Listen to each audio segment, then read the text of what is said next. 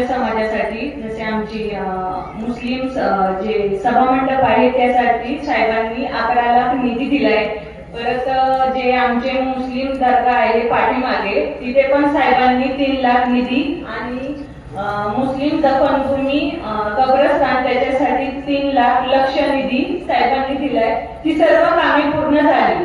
साहेब, जसं तुम्ही नेहमी आमच्या समाजासाठी उभे राहता तसं आमचा समाज नेहमी तुमच्या पाठीमागे उभे राहील अशी मी आमच्या मुस्लिम समाजाकडून तुम्हाला सदिच्छा देते आणि अशा कर्तृत्ववान साहेबांना आमच्या मुस्लिम समाजाकडून भरपूर शुभेच्छा आणि येत्या 20 तारखेला त्यांना घड्याळासमोरील बटन दाबून प्रचंड बहुमताने विजयी करा असं माझ्या सर्व ग्रामस्थांना विनंती। धन्यवाद।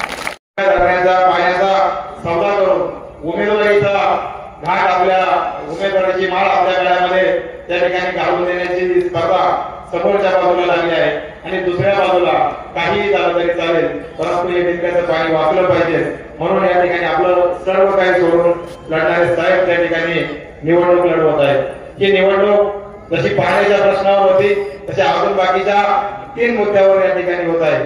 समोरच्या बाजूसह त्या ठिकाणी तुम्ही भाषण ऐकली असतील किंवा काल परवा याही गावामध्ये ते समोरचे उमेदवार आले होते आणि त्यांनी या गावामध्ये आपले विचार व्यक्त करताना 3 गोष्टींचा या ठिकाणी उल्लेख केला। एकतर पहिले त्यांनी गद्दारी या विषयावर बोलले। आता मला सांगा, ज्यांना 17 वर्ष फिरायला गाडी चालवायला ड्रायव्हर आणि त्या गाडीला डीझेल हे सुद्धा तुमच्या आमच्या कष्टातून उभ्या राहिलेल्या संस्थांमधून मिळालं।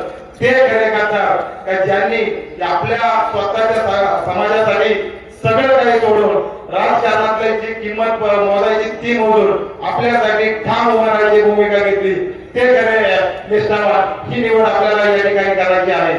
स्वतःसाठी आज अनेक संस्थांवर आरोप करण्याचं काम या माध्यमातून चालू आहे।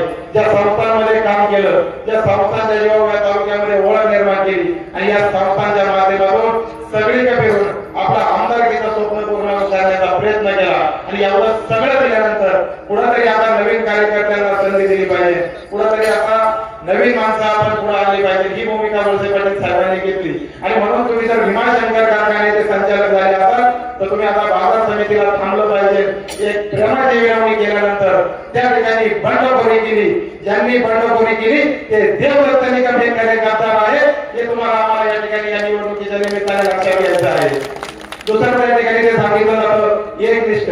हे कशाचे एकनिष्ठ? ज्यांना सगळं काही मिळालं, ज्यांना सगळं काही दिलं, स्वतःच्या मुलाप्रमाणे जपलं, त्यांची प्रत्येक गोष्ट ऐकली गेली, त्यांना ऊर्जा मंत्र्यांचे अधिकार दिले, त्यांचे ते व्हिडिओ पण त्या ठिकाणी आपण सगळ्यांनी ऐकले असतील। त्या व्हिडिओ मध्ये सुद्धा त्यांनी सांगितलं, वळसे पाटील साहेबांनी सांगितलंय देवदत्त निकमचा फोन आला म्हणजे तो वळसे पाटील साहेबांचा फोन आहे असं समजा आणि ते काम करा। इतके अधिकार देऊन सुद्धा ज्यांनी वळसे पाटील साहेबांची गद्दारी केली